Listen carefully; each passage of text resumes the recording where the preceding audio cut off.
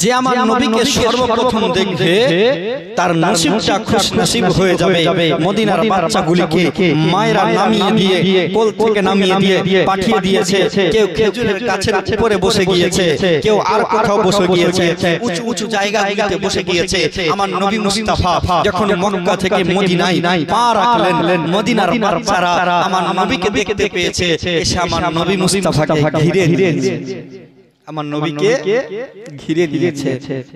মদিনার বাচ্চারা নবীকে ঘিরে ঘিরে এবার নবী মুস্তাফাকে বলছে, ইয়া রাসূলুল্লাহ, আপনার বাড়ি মক্কা, মক্কার লোকেরা আপনাকে জ্বালা যন্ত্রণা দিয়েছে, আপনি হিজরত করে মদিনায় এসেছেন, আমরা মদিনার মানুষ, আমরা বড় ভালোবাসি আপনাকে, আমরা বড় ভালোবাসি আপনাকে। মুসলমান আমার নবী মুস্তাফা সাল্লাল্লাহু তাআলা আলাইহি ওয়াসাল্লাম হাঁটু গেড়ে বসে বাচ্চাদের সমান হয়ে গিয়ে বাচ্চাগুলিকে নিজের বুকে টেনে নিয়েছেন, বাচ্চাগুলিকে নিজের বুকে টেনে নিয়েছেন। এবার আমার নবী বলছেন, বাচ্চাগুলিকে যখন বুকে টেনে নিয়েছে, আমার নবী বলছে, এ মদিনার বাচ্চারা যেমন ভাবে ওই তায়েফের বাচ্চারা আমাকে ছোট ছোট পাথর মেরেছিল, তোমরাও কি আমাকে পাথর মেরে তাড়িয়ে দিবে?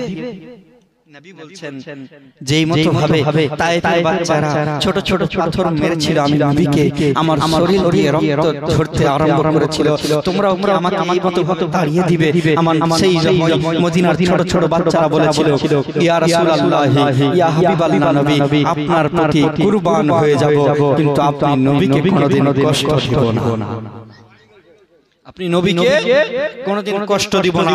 আমার নবী মুস্তাফা মদিনায়, আমার নবী মুস্তাফা মদিনায় আর থাকতে আরম্ভ করলেন। এমন সময় যুদ্ধের ঘোষণা হলো, যেই যুদ্ধতে আবু জেহেল শহীদ হয়েছে, আবু জেহেল মৃত্যুবরণ করেছিল, জাহান্নামে চলে গিয়েছিল। ওই আবু জেহেল সেই যুদ্ধের মধ্যে মৃত্যুবরণ করেছিল। হে মুসলমান, ছোট ছোট বাচ্চা যখন যুদ্ধের এলান হলো, কে যুদ্ধে যাবে, তো সবাই যুদ্ধে যাওয়ার জন্য লম্বা লাইন লাগিয়েছে নবী মুস্তাফার সামনে, সবাই লম্বা লাইন লাগিয়েছে নবী মুস্তাফার সামনে। এবার তখন নবী দেখলেন ঢালাও ভাবে সবাইকে নেওয়া যাবে, ঢালাও ভাবে সবাইকে নেওয়া যাবে না, যুদ্ধের মধ্যে ঢালাও ভাবে সবাইকে নেওয়া যাবে না।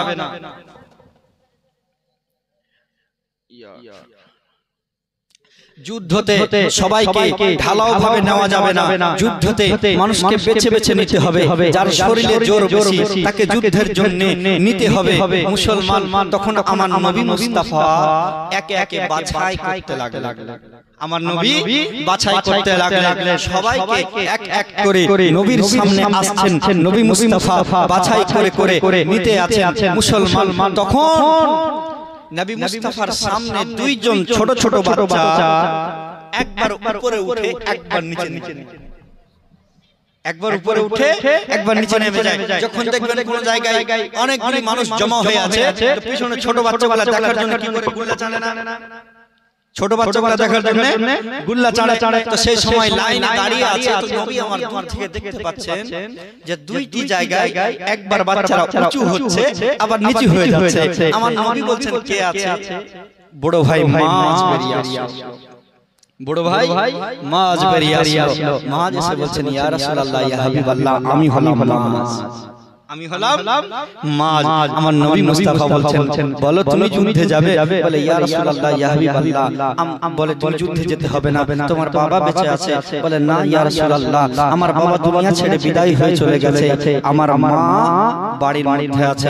আমার নবী বললেন, তোমাকে যুদ্ধে যেতে হবে না, যাও তুমি তোমার মায়ের খিদমত করবে, তোমার মায়ের খিদমত করবে। সেই ছোট বাচ্চা বলছে, ইয়া রাসূলুল্লাহ, ইয়া হাবিবাল্লাহ, আমি বাড়ি ফিরে যাব না, আমি আমার মায়ের কাছ থেকে অনুমতি নিয়ে এসেছি, মায়ের কাছ থেকে অনুমতি নিয়ে এসেছি। কেমন মা ছিল, মা নিজের বাড়ির মধ্যে মশালাটা বিছিয়ে দিয়ে আল্লাহর দরবারে দুইখানা হাত উঠিয়েছে, আল্লাহ আমার স্বামী যদি আজকে বেঁচে থাকতো, নবী যুদ্ধের কথা বলেছেন, সবাই আমার স্বামীও যুদ্ধের মধ্যে শামিল হয়ে যেত, আমি শহীদের বিবি হয়ে কিয়ামতের দিন দাঁড়াতে পারতাম, কিন্তু আমার স্বামী তো দুনিয়ার বুকে নেই। আল্লাহ আমার দুইখানা ছোট ছোট সন্তান নবী মুস্তাফার কাছে গিয়েছে, তুমি আমার সন্তানকে কবুল করে নিয়ে আমাকে শহীদের মা হওয়ার সুযোগ দিও, আমাকে শহীদের মা হওয়ার সুযোগ দিও। ছোট ছোট দুইটি বাচ্চা মুসলমান আমার নবী মুস্তাফার সামনে মা এসে দাঁড়িয়ে আছে। বলছে আর কেউ আছে? তো বলছে ইয়া রাসূলুল্লাহ, ইয়া হাবিবাল্লাহ, আমার ছোট ভাই মুআজও আছে। কিতাবে লিখছেন একজনের বয়স 8 বছর, একজনের বয়স 10 বছর কিংবা 11 বছর। বড় ভাইয়ের বয়স 11 বছর আর ছোট ভাইয়ের বয়স 8 বছর বয়সের ছোট ছোট দুটি বাচ্চা নবীর সামনে এসে উপস্থিত হয়েছেন। আমার নবী বলছেন যাও, তোমার মা যাতে শহীদের মা হতে পারে সেই জন্য বড় ভাইকে সিলেক্ট করলেন যুদ্ধের জন্য। এবার ছোট ভাই বলছেন ইয়া রাসূলুল্লাহ, আমার ভাই যাবে যুদ্ধে, আমি যাব না, আমি যাব না। এবার ছোট ভাই বলছেন ইয়া রাসূলুল্লাহ, আমার ভাইকে যে সিলেক্ট করলেন আমার থেকে দেখতে বড়, আমার থেকে শরীর স্বাস্থ্য বেশি, কিন্তু তাকে লড়ে আমি মুআজ পেরে যাব। আমি মুআজ পেরে যাব। আপনি তো নিবেন যার শরীরে শক্তি বেশি, যুদ্ধ করতে পারবে, তা আমি আমার ভাইয়ের থেকে শক্তিশালী বেশি, যুদ্ধে যাবার যাত্রা দেখেন। 8 বছরের বাচ্চা। এবার আমার নবী বলছেন তাহলে দুইজন মিলে কুস্তি লড়ো, দেখি কার শক্তি বেশি।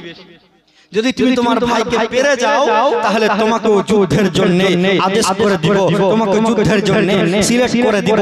এবার তখন ছোট ভাই বড় ভাইকে বলছে ভাই তুমি আমার থেকে বড়, তোমার শরীরে জোর আমার থেকে বেশি, তোমার শরীরে জোর আমার থেকে বেশি, তুমি যদি চাও আমি তোমাকে হারাতে পারবো না, কিন্তু যুদ্ধে সিলেক্ট হওয়ার জন্য তুমি নিজে একটু হেরে যাও। এবার বড় ভাই ছোট ভাইয়ের সঙ্গে কুস্তি লড়াই হলো, ছোট ভাই বড় ভাই নিজের উপরে পড়ে গেল, ছোট ভাই বিজয়। আমার নবী বললেন যাও, তোমাকে যুদ্ধে যাওয়ার অর্ডার দিলাম।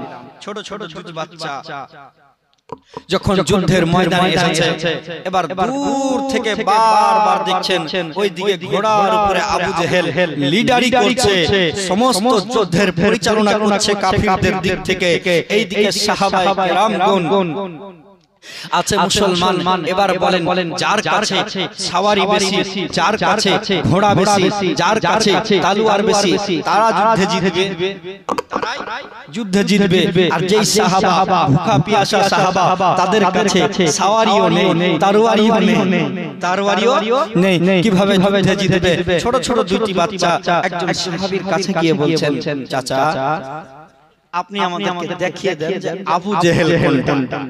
নবীর মোহাম্মদ দিলের মধ্যে কত বেশি, কারণ সে জানতো মক্কার মধ্যে নবীকে সবচাইতে বেশি যে কষ্ট দিয়েছিল সে হচ্ছে আবু জেহেল। সে আবু জেহেল, আবু জেহেলের নাম আবু জেহেল ছিল না, আবু জেহেলের নাম ছিল আবুল হেকাম, জ্ঞান ও বিজ্ঞানের বাপ। আবুল হেকাম মানে জ্ঞান ও বিজ্ঞানের বাপ। আমার নবীর অসম্মান করার কারণে, আমার নবীর বেইজ্জতি করার কারণে, আমার নবীর সম্মানকে ঘটিয়ে দেওয়ার কারণে তারা আবুল হেকাম নাম থেকে আবু জেহেল হয়ে গেল, জাহিলের বাপ। সেই ছোট ছোট দুটি বাচ্চা বলছে চাচা আমাদেরকে দেখিয়ে দেন আবু জেহেল কোনটা। বলে কেন, তোমরা দেখে কি করবে?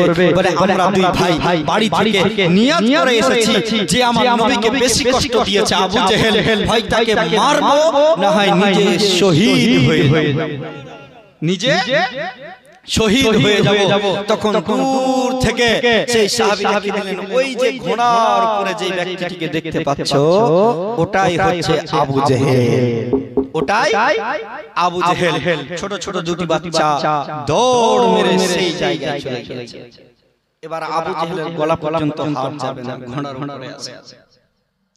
এবার বড় ভাই দাঁড়িয়ে আছে, ছোট ভাই বলছে ভাই যদি আবু জেহেলকে মারতে হয় তাহলে ঘোড়ার পা কেটে দাও, ঘোড়া যখন বসে যাবে তখন আবু জেহেলকে আমরা মেরে দেব, আবু জেহেলকে মেরে দেব। ছোট ভাই বলল ঘোড়ার পা দুটি কেটে দাও। বড় ভাই যখন ঘোড়ার পা কেটে দিয়েছে, আবু জেহেল ঘোড়া থেকে নিচে পড়ে গেছে। নিচে পড়তে দেরি দুই ভাই সিংহের মতো আবু জেহেলের সিনার উপরে উঠে বসে গেছে, সিংহের মতো আবু জেহেলের সিনার উপরে উঠে বসে গেছে। আবু জেহেলের সিনায় ছুরি বসিয়ে দিয়েছে মুসলমান। তখন কাফিরদের দলের লোকেরা বড় ভাইয়ের হাতে তরবারি আঘাত করেছে, হাতটা কেটে গিয়ে চামড়ার সঙ্গে ঝুলে আছে, হাতটা কেটে গিয়ে চামড়ার সঙ্গে ঝুলে আছে। তখন সেই ছোট ছোট বাচ্চা সেই জায়গা থেকে উঠে গেছে। একজন সাহাবী এসে আবু জেহেলের গলাটা কেটে আলাদা করে দিয়েছে, জাহান্নামে পাঠিয়ে দিয়েছে। এবার বড় ভাই যুদ্ধের জন্য যদি আগে বাড়ছে হাতটা বারবার অসুবিধা, হাতটা বারবার অসুবিধা করছে, লড়তে আছে, চামড়ার সঙ্গে লেগে আছে। বড় ভাই হাতখানাকে পায়ের তলায় রেখে ঝিটকা মেরে ছিঁড়ে দিয়েছে যাতে কোনো অসুবিধা না হয় যুদ্ধের জন্য। নবীর প্রেম, নবীর মোহাম্মত, সেই ছোট ছোট বাচ্চা বাড়ি থেকে নিয়াত করে এসেছিল মারতে যদি হয় আবু জেহেলকে মারবো, কারণ সে আমার নবীকে বেশি ভালোবেসেছে, বেশি কষ্ট দিয়েছিল। আবু জেহেল আমার নবীকে বেশি কষ্ট দিয়েছিল। মুসলমান সেই ছোট ছোট ছোট বাচ্চা যখন শহীদ হলো, তার মা আল্লাহকে বলছে, আল্লাহ তুমি আমাকে শহীদের মা হওয়ার সুযোগ করে দিয়েছো, তুমি আমাকে শহীদের মা হওয়ার সুযোগ করে দিয়েছো। মুসলমান তখন ছোট ছোট দুইজন বাচ্চা শহীদ হয়েছিল নবীর প্রেমে, নবীর ভালোবাসায়। কিন্তু এমনি শহীদ হয়নি, নবীকে যে সবচাইতে বেশি কষ্ট দিয়েছিল তাকে জাহান্নামী করে শহীদ হয়েছিল। মুসলমান নবীকে যাতে আমরাও তাদের মতো করে ভালোবাসতে পারি, আমরাও যাতে নবী মুস্তাফাকে তাদের মতো করে মহব্বত করতে পারি, কারণ নবীর মহব্বতটাই হচ্ছে ঈমান। নবীর মহব্বত ঈমান। আর যদি আপনার ঈমান না থাকে, নামাজ পড়ে লাভ আছে, বলে লাভ আছে, নামাজ পড়ে রোজা রেখে যাকাত দিয়ে কোনো লাভ হবে না, কারণ ঈমান হচ্ছে এমন একটা জিনিস, যদি আপনার দিলের মধ্যে ঈমান না থাকে, নামাজ, রোজা, যাকাত, হজ, আপনি যতই বড় দানকারী হয়ে যান না কেন, কিয়ামতের দিন আপনার সেই দান আপনার মুখে ছুঁড়ে মেরে দেওয়া হবে, কারণ আপনার দিলের মধ্যে ঈমান ছিল না। আর নবী হলেন ঈমানের মূল। আল্লাহ পাক নিজেই বলছেন, হে বান্দা বান্দীরা, তোমরা যদি আমি আল্লাহর ভালোবাসা পেতে চাও, আমি আল্লাহর ভালোবাসা পেতে চাও, তাহলে তোমরা আমার নবী মুস্তাফাকে ভালোবেসে নাও, আমার নবী মুস্তাফাকে ভালোবেসে নাও। কারণ আল্লাহর ভালোবাসা যে পেয়ে যাবে, আল্লাহর ভালোবাসা যে পেয়ে যাবে, ও দুনিয়াতেও কামিয়াব হয়ে যাবে, কিয়ামতের দিন হাসতে হাসতে জান্নাতে যাবে।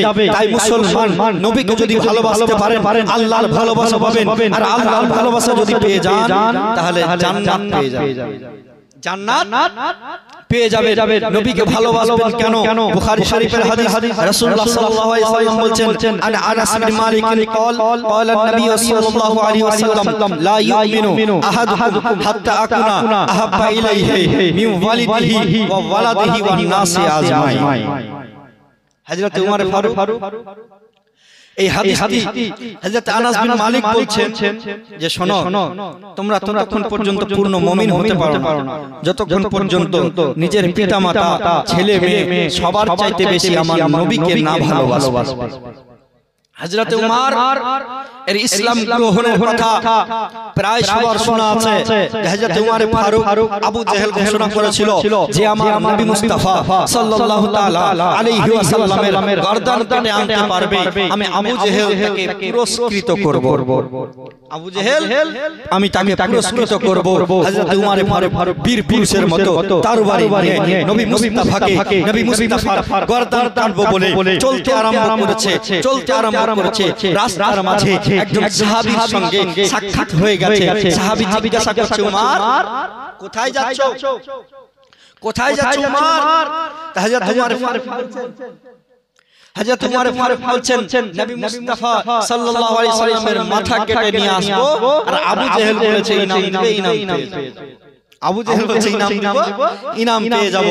হযরত উমর ফারুককে বলছেন, উমর আগে নিজের বাড়ির খবর নাও, ওইদিকে যাচ্ছি না। যখন হযরত উমর ফারুক নবী করিম সাল্লাল্লাহু আলাইহি ওয়াসাল্লামের দরওয়াজায় গিয়ে আওয়াজ করেছেন, তো ভিতর থেকে হযরত হানজালা নবী মুস্তাফার চাচা যান দেখছেন হযরত উমর ফারুক বলছে, ইয়া রাসূলুল্লাহ উমর এসেছে। আমার নবী বলছে দরওয়াজা খুলে দাও। বলছে হাতে তলোয়ার আছে। আমার নবী বলছে দরওয়াজা খুলে দাও। যখন দরওয়াজা খুলে দিয়েছে, আমার নবীর নূরানীময় চেহারা দেখে হযরত উমর তরবারি নবীর কদমে রেখে নবী মুস্তাফার কলমা পড়ে নিয়েছে। তরবারি কদমে রেখে নবী মুস্তাফার কালমা পড়ে নিয়েছে। এবার বলছেন ইয়া রাসূলুল্লাহ ইয়া হাবিবাল্লাহ নামাজ কোথায় পড়া হয়? আমার নবী বলছেন ঘরের ভিতরে। বলছে আজ পর্যন্ত নামাজ পড়েছেন ঘরের ভিতরে, কিন্তু আমি উমর মুসলমান হয়ে গেছি, জগতের মানুষ জানবে আমি উমর মুসলমান হয়ে গেছি। তরবারি নিয়ে বেরিয়ে গেল। আজ থেকে নামাজ ঘরের ভিতরে নয়, আমি নবী মুস্তাফাকে ভালোবেসে নিয়েছি, আজ থেকে নামাজ বাইরে পড়া হবে। বলছেন আজ থেকে নামাজ বাইরে পড়া হবে। মুসলমান আমরাও জানো তাদের মতো করে নবীকে ভালোবাসতে পারি, এই তৌফিক আল্লাহ পাক দান করেন। আমিন ইয়া রাব্বাল আলামিন। আসসালামু আলাইকুম ওয়া রাহমাতুল্লাহি ওয়া বারাকাতুহু।